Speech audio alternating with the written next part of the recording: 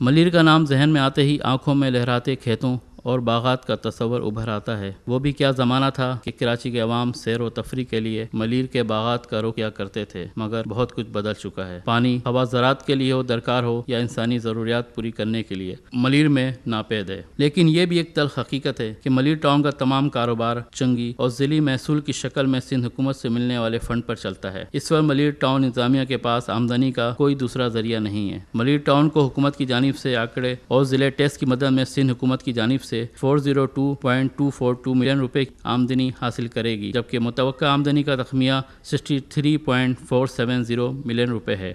اس سال ملیر ٹاؤن کی انتظامیہ نے ترقیاتی اخراجات کی قیمت میں 221.325 ملین روپے مختص کیے ہیں، جو کہ کل بجٹ کا 51% بنتا ہے، جبکہ غیر ترقیاتی اخراجات کی مد میں کل بجٹ 49.29% رکھا گیا ہے۔ اس حساب سے ٹاؤن انتظامیہ کو 1.204 ملین روپے کی بچت ہوگی۔ ملیر ٹاؤن انتظامیہ کے پاس دستیاب وسائل کچھ یوں ہیں: ٹریکٹر 8، ڈمپر 6، بوب کیٹ 2، کچرا اٹھانے والی گاڑیاں 4۔ وسائل کی قلت ترقیاتی کاموں پر بھی اثر انداز ہو رہی ہے۔ اس وقت چند سڑکوں اور گلیوں میں استرکاری اور مرمت کا کام جاری ہے۔ اس کے علاوہ کوئی ایسا ترقیاتی کام نہیں ہے جس کا یہاں تذکرہ کیا جا سکے۔ ملیر میں چند ایک مقامات پر اب سے 2.5 برس قبل پینے کے صاف پانی کے لیے عوامی فلٹر پلانٹ لگائے گئے تھے، جس کی تعمیر پر خطیر سرمایہ صرف ہوا تھا۔ پینے کے پانی کے یہ فلٹر پلانٹ گزشتہ 5 ماہ سے بند پڑے ہیں، جبکہ فلٹر پلانٹ میں نفس 1 درجن ٹوٹیاں غائب ہیں۔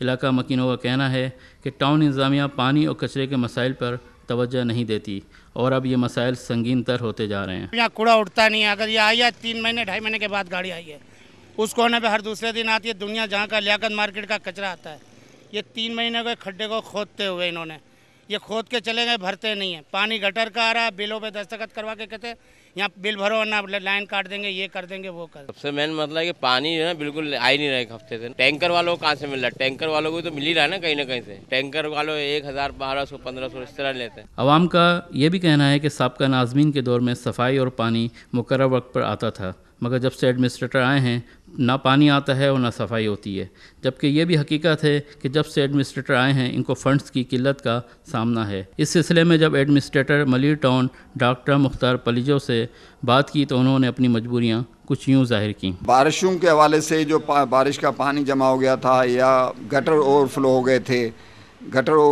گئے تھے، ان کی وجہ سے کچھ مشکلات پیدا ہوئی تھیں، لیکن یہ عارضی طور پر ہوئی تھی۔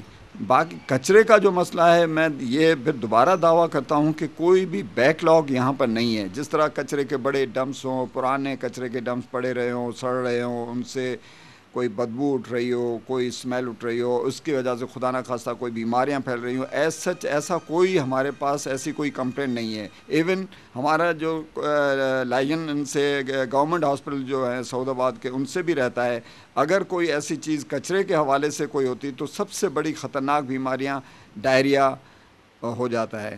تو ایسے کوئی اتنے کیسز یہاں سے رپورٹ نہیں ہو رہے ہیں۔ تو کچرے کو ہم صحیح طریقے سے اس کو ٹیکل بھی کر رہے ہیں، اس کو ڈسپوز آف بھی کر رہے ہیں۔ ہمارے لیے فنڈز کے لیے کچرے کے حوالے سے فنڈز کی کوئی کمی نہیں ہے۔ گاڑیاں ہمارے پاس ہیں، ڈمپرز ہیں، لوڈرز ہیں اور ریفیوز وین ہیں ہمارے پاس، باب کیٹ ہیں ہمارے پاس۔ ابھی ریسنٹلی ہم لوڈر بھی ایک لے رہے ہیں، جو بھی اس میں ایڈیشن ہو جائے گا تو اس سے اور بہتری آئے گی انشاءاللہ۔ ملیر ٹاؤن آفس سے چند گز دور داہنی جانب ریلوے ٹریک کے ساتھ کچرے کا انبار لگا ہے، جسے اٹھا کے مناسب جگہ منتقل کرنے کے بجائے آگ جلا کر ختم کرنے کی کوششوں سے ماحولیاتی آلودگی میں بے پناہ اضافہ ہو رہا ہے۔ علاقے میں رہائش پذیر عوام کچرا جلنے کی بدبو اور ہوا میں پھیلنے والے دھوئیں میں سانس لینے سے طرح طرح کے موذی بیماریوں میں مبتلا ہو رہے ہیں۔ سڑکوں اور گلیوں کا حال یہ ہے کہ موہنجو ڈاروں کا منظر پیش کر رہی ہے۔ گٹر کے مین ہول ڈھکن سے آ رہی ہیں۔ آنے والے بجٹ سے ملیر ٹاؤن کے عوام کو کافی امیدیں وابستہ ہیں۔ اب دیکھنا یہ ہے کہ آنے والا بجٹ ملیر ٹاؤن کے عوام کے لیے کیا سہولیات لے کر کے آتا ہے۔ کیمرہ مین شراف خان کے ساتھ کامران آغا، رائل ٹی وی، کراچی۔